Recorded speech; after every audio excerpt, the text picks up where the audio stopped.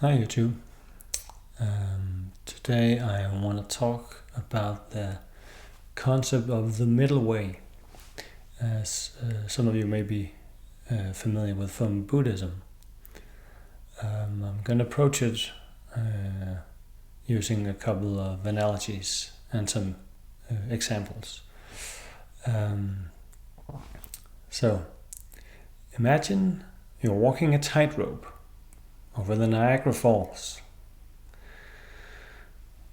If you sway too much to one side or the other, you'll fall. If you try to stay exactly in the middle without moving a muscle, you will fall. The way to walk a tightrope is to alternatingly sway from one side to another as you take each step. Doesn't matter whether you sway a lot or you sway a little, as long as you don't get so far to one side that you can't go back and recover, because then you will fall. So this swaying back and forth, whether large swings or small swings, that will bring you safely across the tightrope. So, another example of swaying from side to side.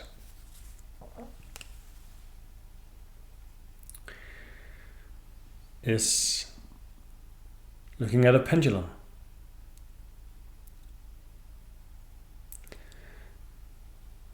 The nature of a pendulum is to swing from side to side.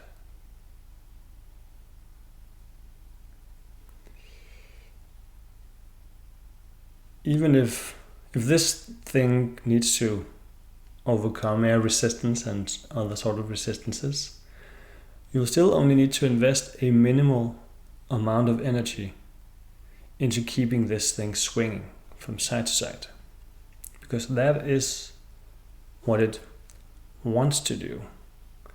That is its nature.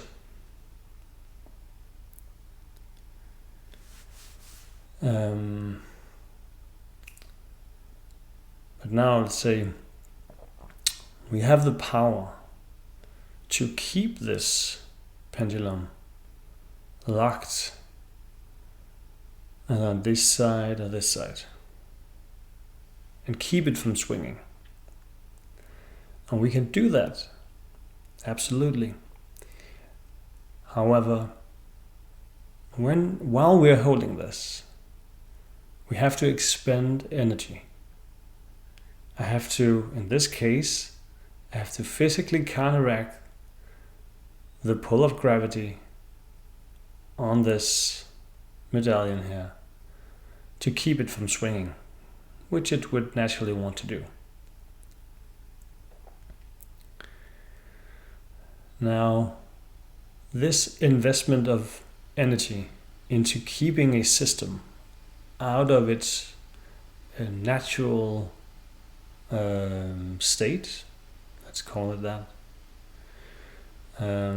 is something we humans are surprisingly good at. What we are surprisingly bad at is predicting the consequences of such actions. And this is just a very simple analogy. There are some systems for which when you keep them out of the natural flow, you have to invest more and more energy over time, because they want to get back to their natural state. This pendulum wants to swing back and forth, back and forth.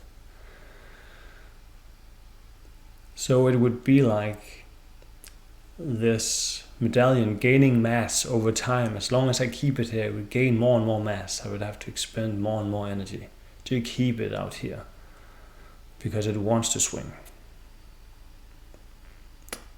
All right. So to tie these examples, these analogies up with the middle way of Buddhism, remember that Gautama Siddhartha,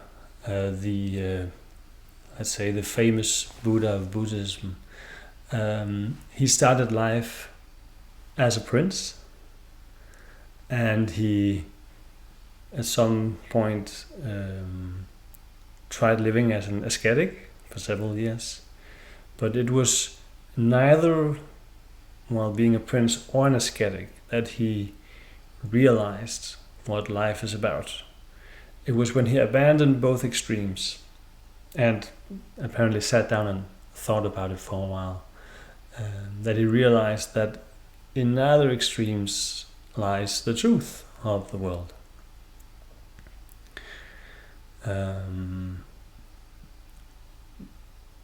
Not if these extremes are permanent. There's nothing wrong with them, as long as they're not permanent in one sense or another. So how can we embrace the middle way in our everyday lives? I'm going to share what I do, at least. So I have a concept that I call Yin-yang pairs. Yin-yang pairs are like the two states of the pendulum. Like there are two states that naturally cycle between each other. One example, an obvious one, is sleeping and being awake. We continuously cycle between sleeping and being awake. So they are a yin-yang pair. And now already from this example, something becomes obvious, which makes this more difficult and takes us away from a simple analogy of the pendulum. So we don't sleep as much as we are awake, generally as adults. Most people sleep for 1/3 of a day or less and are awake the remainder of the day. So yin-yang pairs don't have to be perfectly balanced in time, for instance, which sleep and being awake are not. I think of it as the intensity of sleep is greater than the intensity of being awake.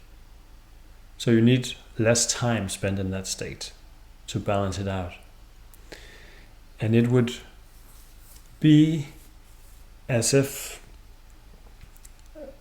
we try the simple pendulum analogy, it would be as if while we are awake, the pendulum has one mass, let's say it goes to about 45 degrees. And then when it swings to the sleeping state, it only goes to 22.5 degrees, but its mass doubles on this side of the swing, which is weird. And these analogies often break down at some point. But I hope you can see that if we double the mass on this side, the pendulum would keep swinging in an unbalanced way, which is the same for sleeping and being awake.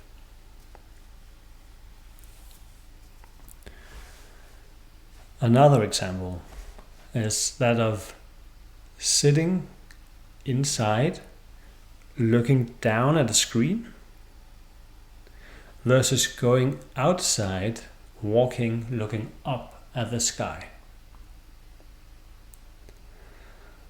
This is not a yin-yang pair that is as forced on us as sleeping, being awake. You feel the penalties of not sleeping way before you feel the penalties of not going outside. and go moving away from the screen, but you will feel them eventually. Most people will. Another yin-yang pair is that of eating versus fasting. We eat when we're hungry, and we take a break from eating. There's a natural rhythm to this. It is, however, very possible to mess up with this natural rhythm with food that keeps you hungry even though you have already eaten, or with habits that keep you eating even though you're not hungry. I will make another separate video about fasting and eating, because that subject requires some more dedication. Another highlight of these yin-yang pairs is that one verse is exercising versus resting. So when we exercise, we expend energy and then we rest to recover and get it back twofold or more. But when you exercise beyond your current capacity, you force yourself to keep exercising, like when you're bodybuilding or an elite sportsperson. That is your yang side of the pair, and the resting becomes the yin side that you need to balance it out.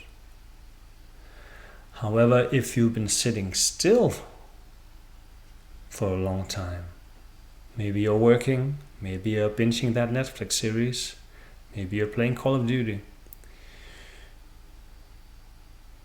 If you force yourself to sit still for a long time, that forcement makes the sitting still the yang side of the pair.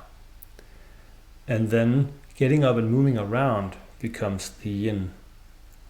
So just because you've identified one yin-yang pair, don't always think that the same activity is either yin or yang in all instances. That's the beauty of the yin-yang principle. It's very fluid.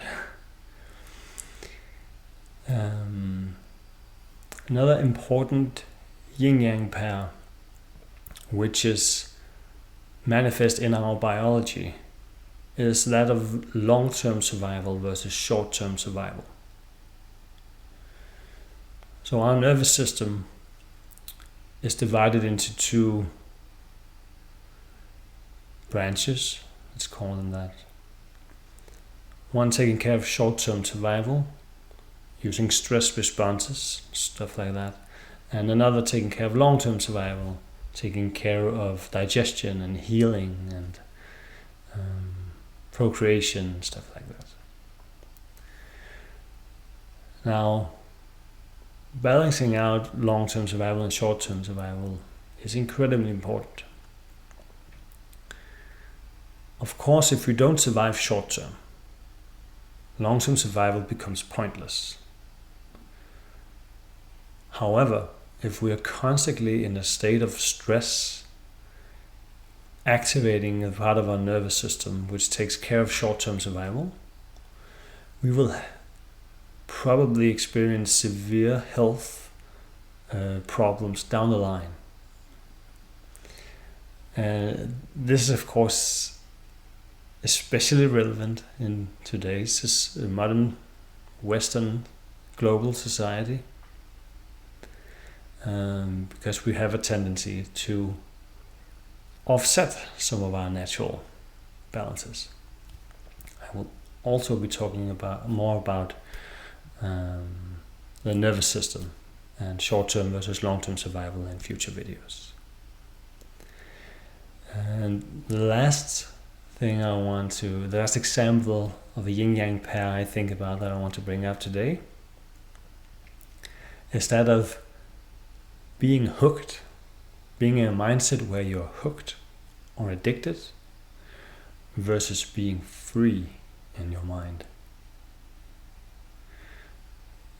This is something some people are probably not even aware of, because at least where I grew up in this modern Western culture, the culture is designed to hook you from the get-go on some things. And if you've never experienced being completely free, it'll be hard to balance out through your adult life.